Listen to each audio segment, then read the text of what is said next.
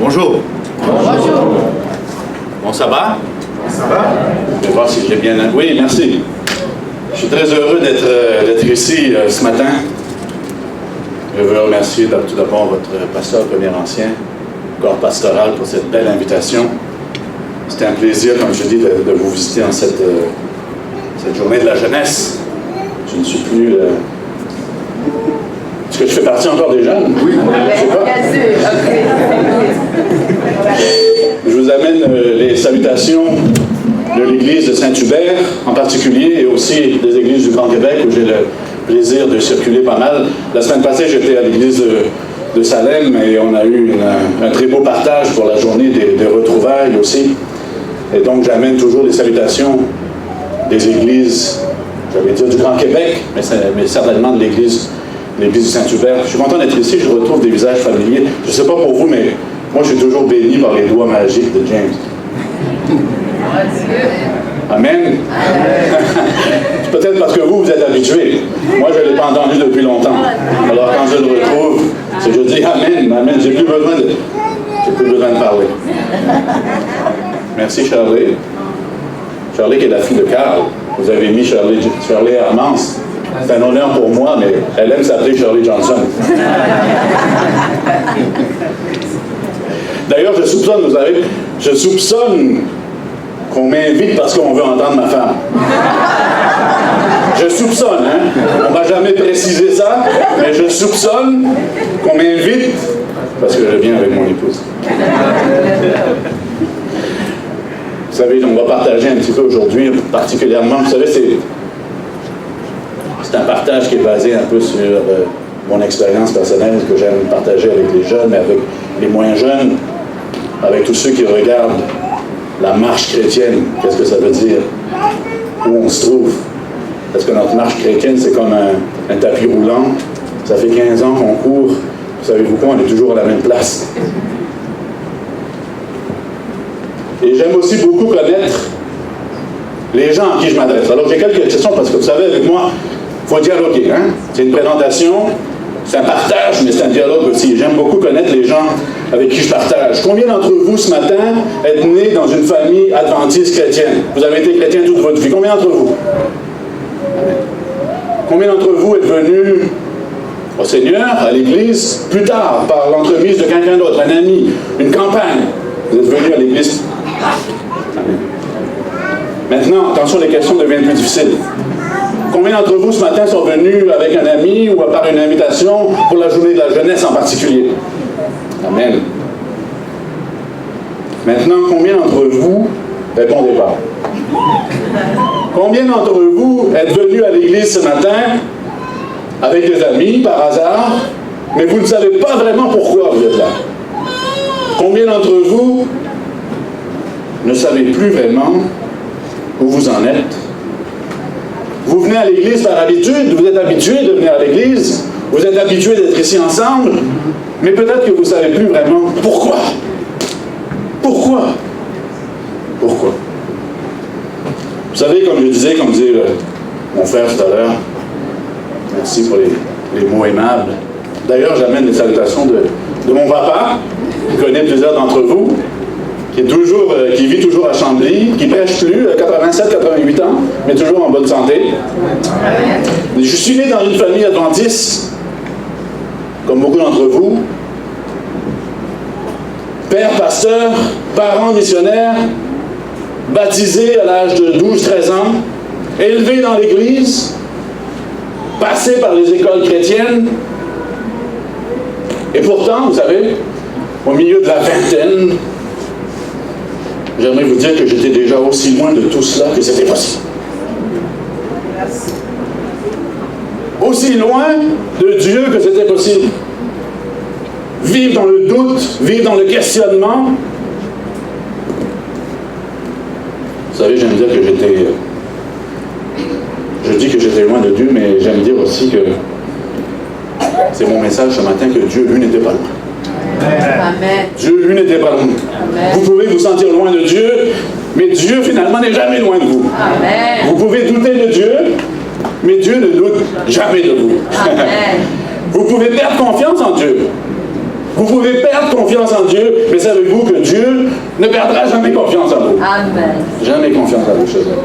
Vous pouvez peut-être vous sentir perdu, vous sentir éloigné, mais Dieu m'a dit, et Dieu vous dit ce matin, je suis le chemin. Tu es perdu, mais je suis le chemin. Et vous savez, j'ai expérimenté ça dans ma vie personnelle, dans ma vie chrétienne finalement. Quelque chose qui transforme la vie spirituelle, chers amis, qui transforme le tapis roulant sur lequel nous sommes souvent. Et c'est ce que j'aimerais partager avec vous ce matin. Qu'est-ce qui se passe? Qu'est-ce qui se passe dans la vie, dans le cœur d'une personne, pour que sa vie en soit totalement chamboulée, totalement retournée? Vous savez, je me souviens de cette histoire que j'ai lue il y a un certain temps. Le pasteur d'une église reçoit un jour une note d'un membre de l'église. Je ne sais pas si c'était un jeune ou un moins jeune, c'est pas grave. C'était un membre de l'église qui avait décidé de ne plus venir à l'église. Et alors, vous savez, le pasteur est toujours un peu intrigué par ce genre de choses-là. Il décide de visiter ce membre, il lui demande directement, mais qu'est-ce qui arrive, mon ami? Qu'est-ce qui arrive? Que s'est-il passé pour que tu décides de ne plus venir à l'église? Et l'homme lui répond, c'est simple, je n'aime pas tes prédications. Tout simplement.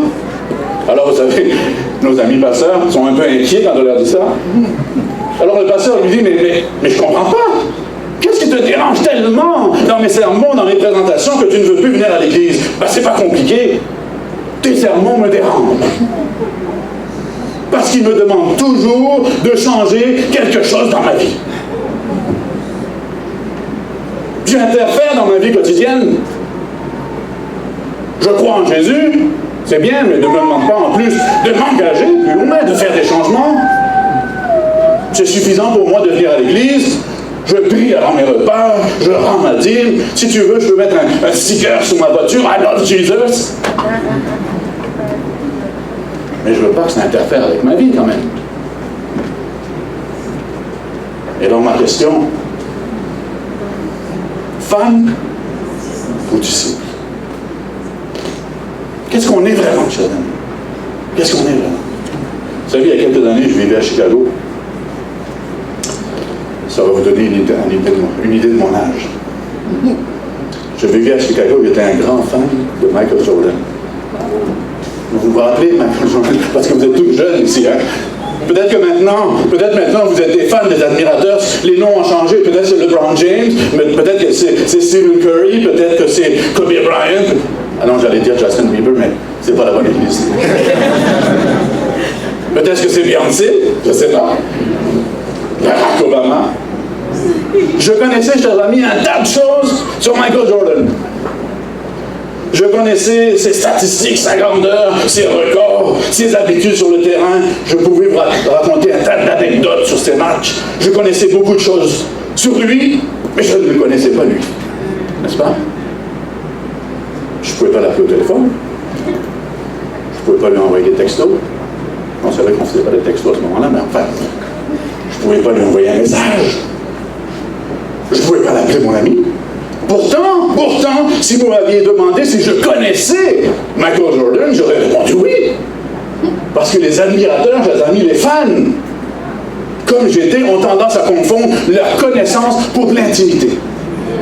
N'est-ce pas? Ils ne perçoivent pas la différence entre connaître des choses à propos de quelqu'un et connaître cette personne-là. Et alors, comme vous, peut-être, comme beaucoup d'autres chrétiens, d'autres fans de Jésus, j'ai passé une majorité de ma vie, de ma jeunesse, à confondre mes connaissances à propos de Jésus pour de l'intimité avec lui. J'étais un fan de Jésus, comme j'étais un admirateur de Michael Jordan. J'avais mémorisé ses records, j'avais revu ses meilleurs matchs, ses plus grands moments, mais je ne le connaissais pas, lui, personnellement. Et j'ai compris plus tard dans ma vie, chers amis, que je ne deviens pas un disciple, un vrai chrétien, à cause de ce que je connais à propos de Jésus. Ou à travers ce qu'on m'a dit de lui. Mais je deviens un disciple parce que je le connais, lui. Je le connais. N'est-ce pas? Et que quand je l'ai rencontré personnellement, il m'a appelé, viens et suis-moi. Quand vous rencontrez Jésus personnellement, l'appel vient toujours. Toujours. Jésus ne vous laisse jamais, lors d'une rencontre, sans vous dire, viens, suis-moi. Viens, suis-moi. La question que j'ai pour vous ce matin, une question personnelle, bien sûr. Est-ce que vous êtes un fan de Jésus? Est-ce que vous êtes un admirateur de Jésus? Ou voulez-vous devenir un disciple? Un disciple de Jésus. Voyez-vous, je ne vous demande pas si vous avez entendu parler de Jésus, parce que vous êtes ici. Je ne vous demande pas si vous connaissez ses statistiques, ses paroles. Je ne vous demande même pas si un jour vous avez pris la décision de croire en lui. Parce que vous pouvez avoir fait toutes ces choses sans le connaître vraiment. Parce qu'il est possible, chers amis, que comme moi, vous ayez été informés mais pas transformés. Vous ayez été informés mais pas transformés. Et vous savez, dans les églises, on fait beaucoup de choses pour... Je le disais la semaine passée, j'étais à Salem, la journée des retrouvailles. On fait toujours beaucoup de choses pour les retrouvailles, pour ceux qui sont partis. N'est-ce pas? C'est bien. C'est la mission des églises, n'est-ce pas? Ceux qui sont partis, on va les chercher, on fait des programmes. Mais vous savez que vous pouvez être partis même si vous êtes ici. N'est-ce pas? Vous pouvez être partis même en étant assis sur ces bancs d'église. Alors je vous demande, est-ce que vous connaissez Jésus lui-même? Est-ce que vous le connaissez, vous personnellement?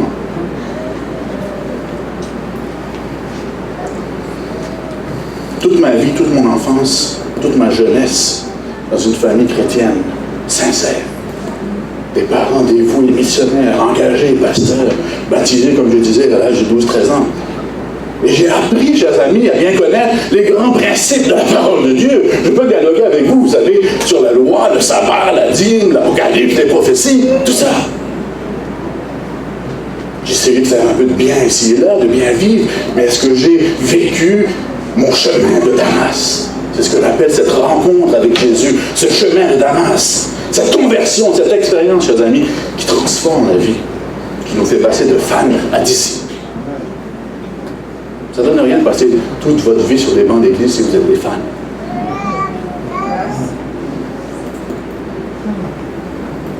Vous êtes des fans. Est-ce que mon Sauveur me connaît personnellement?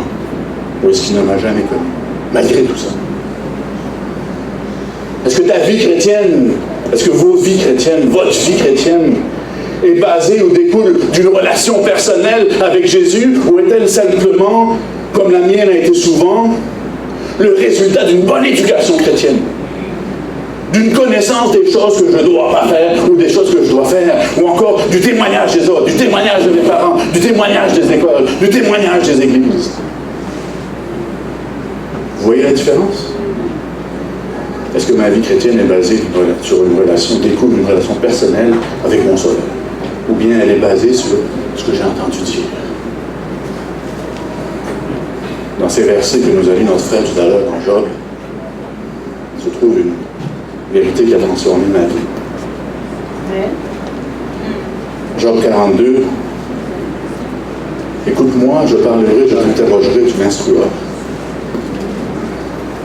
Au verset 5. Je ne sais pas si vous avez vos Bibles, si vous avez vos Bibles, je vais vous donner un instant, mais on l'a vu tout à l'heure. Job 42, au verset 5. Qu'est-ce que votre Bible dit?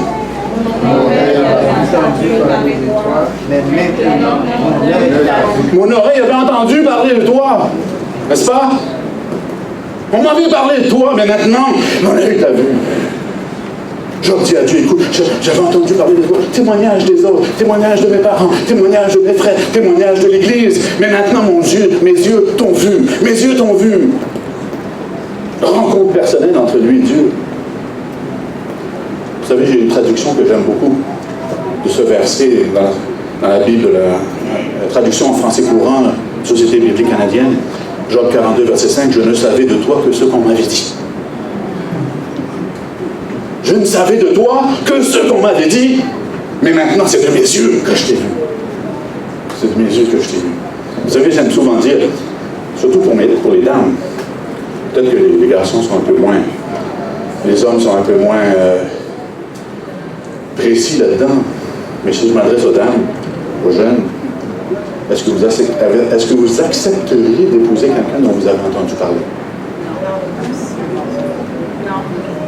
Est-ce que vous accepteriez d'épouser quelqu'un dont vous avez entendu parler, dont les autres vous parlent, dont les autres vous ont parlé, dont vos parents vous ont parlé? Ou est-ce que vous préféreriez que vos yeux l'ont vu? N'est-ce pas?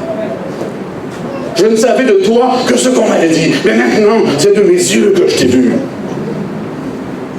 Vous savez, la Bible nous dit que Job était intègre et droit, n'est-ce pas? Il craignait Dieu, se détournait du mal. Si je traduis dans un langage moderne, vous savez, ça veut dire que Job va à l'église, il rend sa dîme, il fait du travail humanitaire, il aide l'orphelin, la veuve, il connaît les commandements, il obéit aux commandements. Bref, Job est un bon chrétien, n'est-ce pas? Un bon chrétien. Pourtant, je vais vous dire que malgré ça, malgré cette vie de bon chrétien, de chrétien dévoué, j'allais dire, Job va réaliser finalement, en fait, il doit toujours manquer quelque chose. Toujours.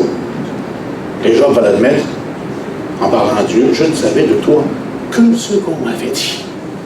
Et en fait, ma vie chrétienne, ma bonne vie chrétienne était basée sur ce que j'avais entendu dire de toi.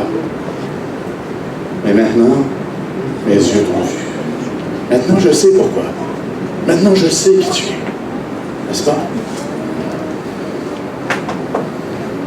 Même Job doit vivre cette rencontre personnelle avec son Sauveur, ce moment, vous savez, je vais dire ce moment de conversion qui fait que la foi n'est plus basée sur le oui-dire, mais sur du vécu, sur une vraie expérience. Une vraie expérience. Et vous savez, je me suis dit que si c'était bon pour Job, cet homme droit, je me suis dit un jour, c'est bon pour moi aussi. C'est bon pour vous, n'est-ce pas? Si notre expérience chrétienne, si notre connaissance de Jésus en est une de seconde main, vous savez comment on dit, une expérience, une voiture de seconde main, une expérience de seconde main, je vais vous dire ce matin qu'on est dans le trou. Parce que ça finit toujours mal. Ça finit toujours mal, chers amis. On finit toujours par partir, qu'on soit jeune, qu'on soit moins jeune, parce que vous pouvez être parti, même si vous êtes ici. Quelle que soit notre connaissance des Écritures, quelle que soit notre connaissance de la vérité, quelle que soit notre implication, notre bonté, notre travail pour Dieu, si notre connaissance personnelle de Jésus est basée sur des oui-dire, sur l'expérience d'autres personnes, on finira toujours par partir, on finira toujours par douter, on finira toujours par questionner. Par questionner. Ça a peut-être été votre histoire, parce que ça a été mon histoire. Malgré des années dans l'Église, malgré une bonne éducation, je ne savais de toi que ce qu'on m'avait dit. Témoignage des autres. Mais maintenant, c'est de mes yeux que je t'ai vu. Cette expérience personnelle. Parce que trop longtemps, mon expérience chrétienne a été basée sur mon éducation, sur ma famille, sur mon milieu, sur mes habitudes. Il faut bien que j'aille à l'église, tout le monde va à l'église. Toute ma famille va à l'église, il faut bien que j'aille à l'église, n'est-ce pas? Le résultat, c'était que j'ai quitté. J'ai quitté. Il a fallu que je demande à Dieu de me donner ma propre expérience avec lui. Mon buisson ardent, vous savez, cette expérience-là, ce buisson ardent, ce chemin de Damas, pour le retrouver, le rencontrer. Et je sais, chers amis, je sais que c'est dans cette rencontre avec notre Sauveur que se trouve le salut. Rien d'autre. Rien d'autre. Je partage quelques petites choses avec vous. Vous savez, ça doit dater de 2 ans à peu près. Je prenais note des résultats d'une étude très intéressante. Attention, parce que cette étude a été faite dans l'Église adventiste. Dans l'Église adventiste. On ne peut pas dire que c'est une autre dénomination, on ne peut pas dire que c'est des non-chrétiens, c'est des adventistes. Il y avait 3 questions. 3 questions. Première question, si Jésus revenait aujourd'hui, pensez-vous être prêt, sauvé, prêt pour son retour? Est-ce qu'on vous a déjà posé cette question? Dans l'Église adventiste, on pose souvent cette question. Si Jésus revient aujourd'hui, je me rappelle mes parents m'ont dit ça un jour, plusieurs fois. Qu'est-ce que tu as fait? Si Jésus revient aujourd'hui, qu'est-ce que tu en penses? 70% des répondants ont dit oui. Amen. 70% des répondants, ça commençait bien. Ça va aller moins bien. Deuxième question. À la question, pensez-vous avoir une relation personnelle avec Jésus? Il y avait moins de 50% qui ont répondu oui. Déjà, il y a un petit problème. Troisième question. Étudiez-vous votre Bible, la parole de Dieu, quotidiennement? Ça, c'est le peuple de la parole, hein, le peuple de la Bible. Moins de 30% des gens. Moins de 30% ont répondu oui. Alors moi, j'aime bien les chiffres. Hein, je fais quelques petites corrélations avec vous. Parce qu'on peut constater que avec ces chiffres, il y a un problème dans cette expérience chrétienne. 30% seulement étudient régulièrement la Bible, mais 50% disent vivre une relation personnelle avec Jésus. Donc, il y a au moins 20%, chers amis, des répondants qui pensent vraiment, sincèrement, avoir une relation personnelle avec Jésus sans prendre de temps avec lui. Sans lire sa parole. 20%. Et il y a 25% de ces adventistes, chers amis, qui se disent convaincus de leur salut si Jésus revient aujourd'hui, mais admettent ne pas vivre une relation personnelle avec Jésus.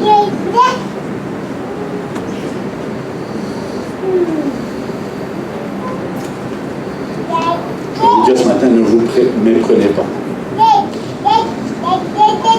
Il y a là une conception erronée, chers amis, du plan de Dieu pour votre salut. Ce plan ne passe qu'à travers une connaissance personnelle de Jésus. Vous ne m'avez pas entendu. Ce plan ne passe qu'à travers une relation personnelle avec Jésus. Il n'y a aucune autre route, il n'y a aucun autre chemin. Il n'y a aucun autre chemin. 25% qui se disent convaincus de leur salut, mais qui disent de ne pas vivre une relation personnelle avec Jésus. Tu ne peux pas être convaincu. Ben, tu peux être convaincu, mais tu fais erreur de ton salut. Je suis le chemin. Il n'a pas dit, je vais t'indiquer le chemin. Je vais éclairer ton chemin. Je vais t'ouvrir la porte pour ce chemin. Je suis le chemin.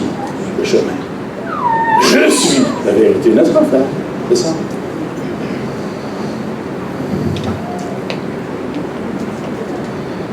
Je suis content parce que mon frère ancien m'a dit tout à l'heure que j'avais jusqu'à 2 heures cet après-midi.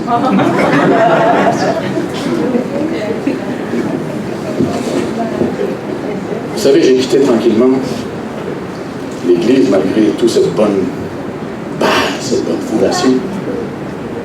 J'ai laissé la foi, mais sans vraiment y faire attention. Vous savez comment ça se passe? C'est souvent comme ça que ça se passe. On ne fait pas vraiment attention. Hein? Ce n'est pas une décision qu'on prend du jour au lendemain. Tranquillement. Musicien, dans ma vie, dans les affaires, après, en politique, le succès a toujours été avec moi. Je n'avais pas le temps pour le reste. J'avais entendu parler de toi, mais là, je suis occupé avec d'autres choses. Derrière le succès apparent de cette vie se cachait, j'allais dire, le gouffre d'une vie en dérive, dans le doute, les déceptions, les questionnements, n'est-ce pas? Et pourtant, même dans cette dérive, comme pour vous, j'en suis sûr, dans votre vie, Dieu était proche. Parce que Dieu est toujours proche. Amen. Toujours là. Vous savez, il ne faut pas que je vous donne trop d'exemples parce que ça va être long, mais moi je me pose des questions. Vous savez, quand on est enfant, on est éduqué, les parents nous disent souvent, attention, c'est bon, pardon, attention où tu vas parce que là, Dieu ne peut pas aller avec toi. Vous avez entendu ça? Attention où tu rentres parce que là, Dieu ne peut pas aller avec toi. Chers amis, Dieu va être partout avec vous. Partout avec vous. Il ne sera pas loin. Il y a des endroits où il n'aime pas que vous êtes. Mais il est est avec vous quand même. Il y a des choses qu'il n'aime pas de vous, mais il est là quand même. Chers amis. Dieu était là, proche, m'interpellant à travers ma conscience, à travers mes souvenirs. Mais je vais vous dire un jour, vous savez, quand on atteint le fond du baril, comme on dit, hein, vous savez, c'est dans la prière, à genoux, dans mon bureau, qu'il y a eu cette rencontre, parce que Dieu était là. Amen. Dieu était là, à genoux. Amen. À genoux, chers amis. Dieu était là. Comme pour Pierre, je devrais chanter Pierre. Pierre, qui au lever du jour, vous connaissez l'histoire, après que le coq ait chanté 3 fois, il a rencontré son sauveur dans le regard de Jésus, n'est-ce pas? Dans le regard. Le pardon. Pierre va être changé pour toujours. Sa vie a changé comme ça, maintenant. Ça, c'est Pierre qui était disciple. C'était un apôtre, un ami de Jésus, qui, malgré une connaissance vécue de la personne physique de Jésus pendant 3 ans et demi, malgré les prodiges, les miracles, les enseignements quotidiens, était un fan de Jésus. Pierre était un fan de Jésus. Pierre va avoir besoin d'une rencontre personnelle, privée, dans le regard de Jésus, pour devenir un disciple. Pierre, dont la vie va être transformée, qui va être le moteur de cette nouvelle Église chrétienne, chers amis. Pierre ne sera plus jamais le même homme, comme moi, je n'ai plus jamais été le même homme, et qui va dire ensuite aux chrétiens dans 1 Pierre au verset 2, 1 Pierre 2 au verset 9, vous au contraire, vous connaissez ce passage, vous au contraire, vous êtes une race quoi? Élue. Vous êtes un sacerdoce royal, une nation sainte, un peuple acquis. Un peuple acquis pour faire quoi? Pour être sur les bancs d'église qui attendent? Non! Un peuple acquis pour que vous annonciez les vertus de celui qui vous a appelé des ténèbres à son admirable lumière. Vous qui autrefois n'étiez même pas un peuple. Vous n'étiez même pas un peuple. Qui maintenant est le peuple de Dieu. Ça c'est Pierre. Pierre. Vous qui n'aviez pas obtenu miséricorde, mais qui maintenant avez obtenu miséricorde. Cette même miséricorde qu'il avait expérimentée dans le regard de Jésus, que j'ai connue dans ma vie, et que vous avez connue, et que vous pouvez connaître dans votre vie. Vous avez. Matthieu 7. C'est tous des passages que vous connaissez. Matthieu 7, verset 2. Plusieurs me diront ce jour-là, Seigneur, Seigneur, n'avons-nous pas prophétisé par ton nom? N'avons-nous pas chassé des démons par ton nom? N'avons-nous pas fait des miracles par ton nom? Alors je leur dirai ouvertement, très bien, bravo les amis, c'est bien. Je vais aller vite. Je ne vous ai jamais connu. Retenez que Jésus ne dit pas, je ne vous connais plus. N'est-ce pas?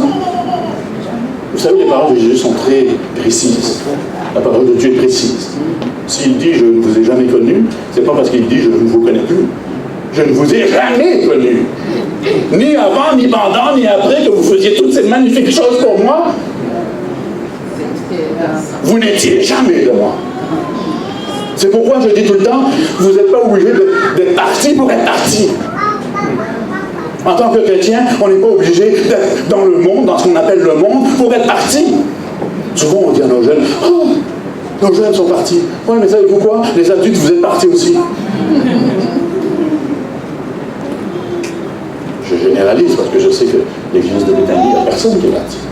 N'est-ce pas? N'est-ce pas, frère? Vous êtes tous.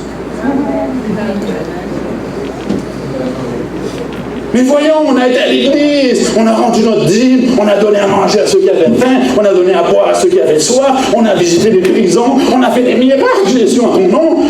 Des miracles, c'est pas rien quand même. Comment est-ce que tu peux dire, je ne te connais pas, je ne t'ai jamais connu? Vraiment, tu sais, tu dois te tromper, Jésus. C'est notre tendance, hein? Tu dois te tromper, c'est moi, quand même, regarde. Toute ma vie sur les bancs d'église. Je viens d'une bonne famille, je te dis, rappelle-toi, Jésus. Quelle est la réponse de Jésus? Est-ce que Jésus dit, c'est pas vrai tout ce que tu me dis. Tu n'as jamais fait. Non. Tes motifs n'étaient pas bons. Non, Jésus ne dit pas ça. Il dit, je ne t'ai jamais connu. Et la référence à connaître, n'est-ce pas, c'est une référence avec une relation personnelle. Ça n'a rien à voir avec les actions, ça n'a rien à voir avec votre éducation, ça n'a rien à voir avec vos bonnes œuvres. C'est une relation personnelle. Je ne t'ai jamais connu. Tu as fait tout ça, c'est bien, mais je ne t'ai jamais connu. Je ne t'ai jamais connu. Je suis arrivé à ce lieu où je me suis rendu compte que Jésus ne m'avait jamais connu. Toutes ces années-là, je ne te connais pas. Mais à genoux, dans mon bureau, Dieu m'a rencontré. Jésus m'a rencontré. Jésus va être avec vous. Jésus est là. Alors peut-être que vous allez me dire, mais pourquoi tu nous parles de ça ce matin? Moi j'ai entendu dire ça toute ma vie, de relation personnelle avec Jésus, c'est bien. Toute ma vie j'ai entendu dire ça. Pourquoi une fois de plus?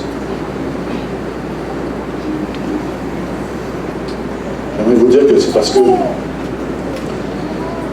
en cette journée de jeunesse, ou en cette journée de visiteurs, ou en cette journée de sabbat, si vous êtes ici, c'est parce que Dieu vous parle. Dieu vous parle. Excusez-moi. Dieu vous parle, chers amis. Je sais, je l'ai vécu. Alors je viens vous dire que lors de cette journée dans mon bureau, armé de ma bonne éducation de chrétien, lorsque je me suis relevé de ma prière, j'avais rencontré Jésus. Et après, il faut prendre une décision. J'ai pris la décision de ne plus regarder en arrière, de tourner la page, d'avancer. Parce qu'il y a une décision à prendre. Sortir du bateau, comme disait Charlie. Il faut prendre la décision de sortir du bateau. Il y a une décision à prendre dans nos vies. Mais c'est Dieu qui m'a libéré. C'est Dieu qui m'a rencontré. C'est Dieu qui vous cherche, qui vous parle, chers amis. Libéré.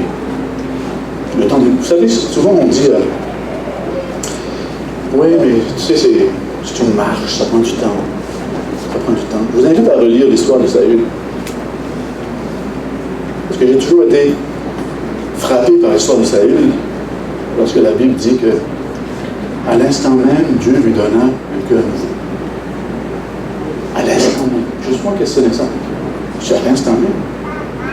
Je pensais que ça prenait des années de transformer le cœur. Non, chers amis, à l'instant même. À l'instant même où Pierre rencontre les yeux de Jésus, à l'instant même, dans votre vie, Christ peut vous rencontrer. Vous faire passer de femme à disciple. C'est une décision à genoux. Je ne connais pas votre expérience, vous savez, que vous soyez jeune ou moins jeune, je ne connais pas votre expérience. Peut-être que vos parents vous ont poussé à être baptisé. Peut-être que vos parents vous ont éduqué à être baptisé, mais que vous n'avez jamais vraiment cherché à connaître Jésus pour vous, n'est-ce pas? Peut-être que c'est une tradition pour votre famille de venir à l'église, d'être chrétien. On est tous chrétiens dans ma famille, on est tous adventistes. Peut-être que vous ne vous souvenez même pas d'être venu à l'église parce que vous vouliez avoir une rencontre personnelle avec Christ. Allez. Que c'était pour vous, sans que ce soit pour faire plaisir à quelqu'un d'autre. Peut-être que vous vivez difficilement votre statut de chrétien. Quand on est jeune, c'est très difficile de vivre notre statut de chrétien. Mes enfants ont 13 et 12 et 15 ans maintenant. Et ils rentrent dans cette période, chers amis. L'école, les amis, l'influence. C'est très difficile de vivre notre statut de chrétien par rapport à nos amis non chrétiens à l'école. Peut-être qu'on trouve difficile, peut-être que vous trouvez difficile de vous intéresser à la Bible. Peut-être que vous êtes en rébellion. En fait, je vais vous dire, peut-être que vous pensez être chrétien, mais vous êtes juste un fan. Vous êtes juste un fan. Je suis juste un fan. Et alors, la question avec laquelle j'aimerais vous laisser ce matin, c'est: est-ce que vous aussi, ce matin, alors que Christ vous parle, est-ce que vous aussi, vous voulez vivre votre chemin de Damas? Vous aussi, vous voulez vivre une rencontre au buisson ardent? Une rencontre avec votre Sauveur? Ou est-ce que vous êtes satisfait de vivre une vie chrétienne basée sur l'expérience des autres, qui va finir mal de toute façon. Est-ce que vous voulez devenir ce vrai chrétien, chers amis? Celui qui l'est intérieurement et extérieurement, comme dit Paul. Peut-être que comme moi, vous avez perdu votre chemin, mais peut-être que vous vivez dans le questionnement et le doute. Mais je vais répéter ça pour vous ce matin. Votre présence ce matin est un appel direct de Christ. Amen. Direct de Christ. Viens et suis-moi. Passe de fan à disciple. Transforme ta vie. Que ta vie chrétienne devienne remplie d'efficacité, de vérité dans ta vie. Jésus disait, heureux ceux qui ont faim et soif. J'aimerais que vous soyez affamés. J'aimerais que vous soyez affamés dans votre vie chrétienne. Heureux ceux qui ont faim et soif, qui ont besoin, qui vivent ça. Ne te fie plus à l'expérience des autres, à la foi des autres. Viens et rencontre-moi ce matin. Je vous laisse avec cette pensée ce matin. Faites confiance à Dieu. Ne soyez plus satisfaits, l'église de Béthanie, jeune, moins jeune, ne soyez plus satisfaits de juste être ici. De juste être ici. Ne soyez plus satisfaits de votre vie chrétienne de fan ou d'admirateur. Parce que j'aimerais que, comme David, on puisse tous dire ce matin, en quittant, là, vous savez, au fond de notre cœur, ce que je désire ardemment, c'est d'habiter tous les jours de ma vie dans la maison de l'Éternel. Amen. Dieu vous bénisse.